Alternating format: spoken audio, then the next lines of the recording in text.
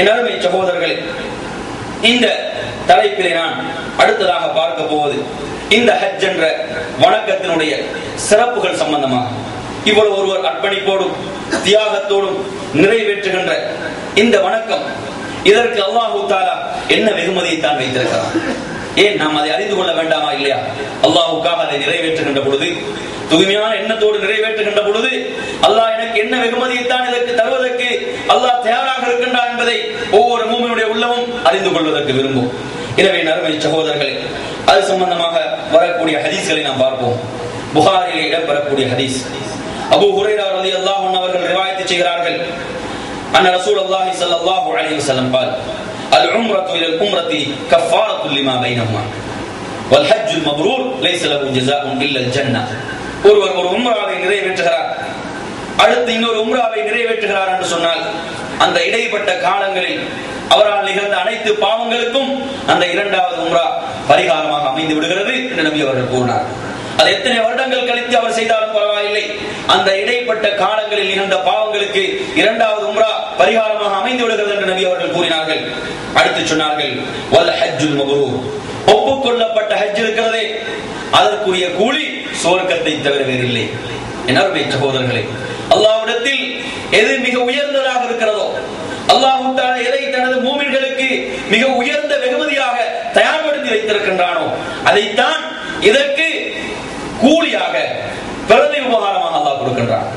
அதற்குரிய கூலி சுவர்க்கமாக இருந்து கொண்டிருக்கிறது. எனவே நறுமை சகோதரர்களே, இந்த ஹதீஸிலிருந்து நாம் விளங்கிக் கொள்ளலாம் எந்த அளவு ஒரு சிறப்பு மிக்க வணக்கம், அல்லாஹ்விடத்தில் எந்த அளவு உயர்வு மிக்க வணக்கம் இந்த ஹஜ் என்பதை இந்த ஹதீஸிலிருந்து விளங்குகிறார். எனவே நறுமை சகோதரர்களே, ஒப்புக்கொள்ளப்பட்ட ஹஜ்ஜுக்குரிய கூலி சுவர்க்கத்தை தவிர வேறில்லை. ஒப்புக்கொள்ளப்பட்ட ஹஜ் நபி அவர்கள் வார்த்தையை பயன்படுத்துகிறார்கள். நமது ஹஜ் அல்லாஹ்விடத்தில் ஒப்புக்கொள்ளப்பட்டதா இல்லையா என்பதை நாம் முன்கூட்டி அறிந்து கொள்வதாக இருந்தால் அந்த ஹஜ்ஜை நாம் எவ்வாறு அமைத்துக் கொள்ள வேண்டும், இஸ்லாம் அதை எவ்வாறு நிறைவேற்றுமாறு நமக்கு ஏவி இருக்கிறதோ அப்படி நாம் அந்த ஹஜ்ஜை அமைத்துக் கொள்ள வேண்டும். அந்த ஹஜ்ஜிலே இஹ்லாஸோடு சேர்த்து அல்லாஹ்வின் தூதருடைய வழிமுறைகளுக்கு ஏற்ப அந்த ஹஜ்ஜை நாம் அமைத்துக் கொள்ள வேண்டும். அப்படி அமைத்துக் கொள்ளும் பொழுது அது அல்லாஹ்விடத்தில் ஏற்றுக்கொள்ளப்படும். அதற்குரிய கூலி சுவர்க்கம் என்று ரசூலுல்லாஹி ஸல்லல்லாஹு அலைஹி வஸல்லம் அவர்கள் கூறுகிறார்கள். மற்றொரு ஹதீஸை பாருங்கள், புகாரிலே இடம்பெறக்கூடிய ஹதீஸ், அபூ ஹுரைரா ரலியல்லாஹு அன்ஹு அவர்கள் ரிவாயத் செய்கிறார்கள், மன் ஹஜ்ஜ ஹாதல் பைத் ஃபலம் யர்ஃபுத் வலம் யஃஸுக் ரஜஅ கயௌமி வலதத்துஹு உம்முஹு.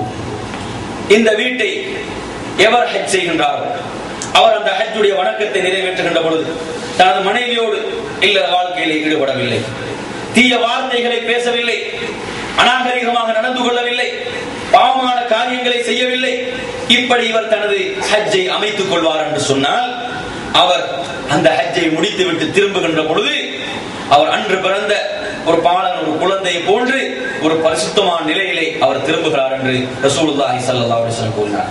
அந்த அளவு அனைத்து பாவங்களும் மன்னிக்கப்பட்ட நிலையிலே பரிசுத்தமான நிலையிலே அவர் திரும்புகிறார்.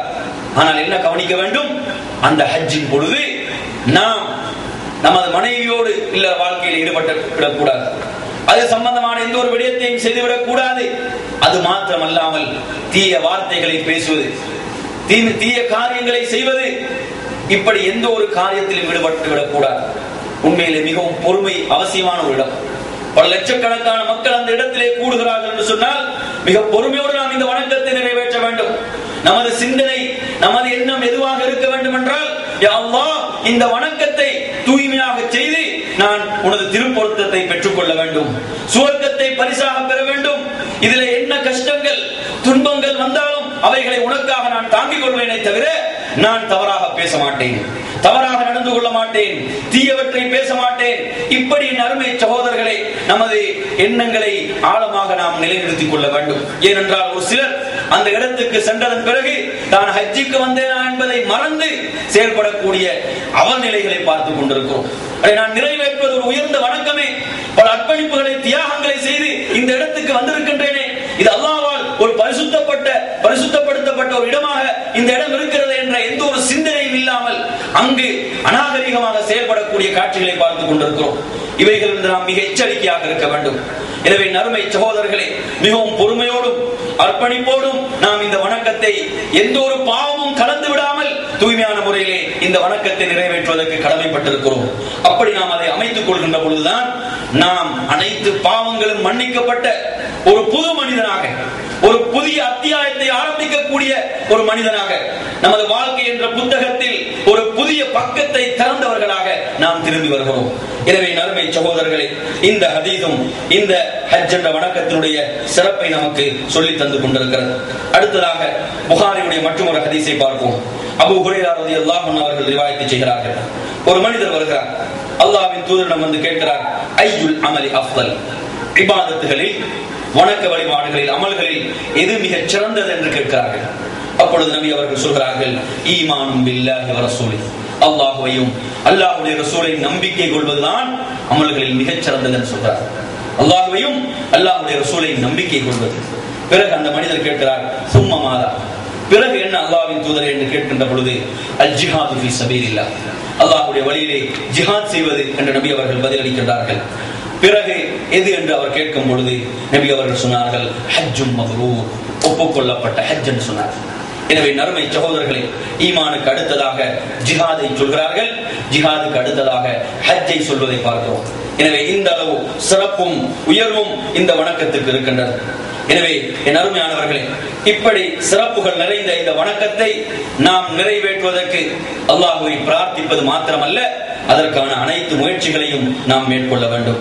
அதே போன்று இப்னு மாஜாவில் இடம்பெறக்கூடிய ஒரு ஹதீஸிலே ஆயிஷா ரலியல்லாஹு அன்ஹா அவர்கள் அல்லாஹ்வின் தூதரிடம் கேட்கிறார்கள், அலன் நிசாஇ ஜிஹாத், பெண்கள் மீது ஜிஹாத் கடமையா அல்லாஹ்வின் தூதரே என்று கேட்கிறார்கள். அப்பொழுது நபி அவர்கள் சொன்னார்கள், நஅம் அலைஹின்ன ஜிஹாதுன் லா கிதால ஃபீஹ், அவர்கள் மீது ஜிஹாத் கடமைதான், ஆனால் அந்த ஜிஹாதிலே போரிடுவது என்பது இருக்காது, போர் புரிவது என்பது அந்த ஜிஹாதிலே இருக்காது என்று நபி அவர்கள் சொல்லிவிட்டு சொன்னார்கள், அல் ஹஜ் வல் உம்ரா, அதுதான் ஹஜ்ஜும் உம்ராவும் என்று சொன்னார்கள். எனவே இந்த ஹதீஸை செய்வதன் பிறகு ஆயிஷா ரலியல்லாஹு அன்ஹா அவர்கள் இந்த வணக்கத்தை விடவே இல்லை என்பதை பார்க்கிறோம். எனவே இப்படி பல சிறப்புகளை கொண்ட, பல சிறப்புகள் வெகுமதிகள் நிறைந்த ஒரு வணக்கமாக இந்த வணக்கம் திகழ்கின்றது. எனவே என் அருமை சகோதரர்களே, இந்த பல சிறப்புகளை கொண்ட இந்த வணக்கத்தை நாம் இஸ்லாம் எப்படி இதை நமக்கு நிறைவேற்றுமாறு சொல்கிறதோ அந்த முறையை நாம் அமைத்துக் கொள்ள வேண்டும்.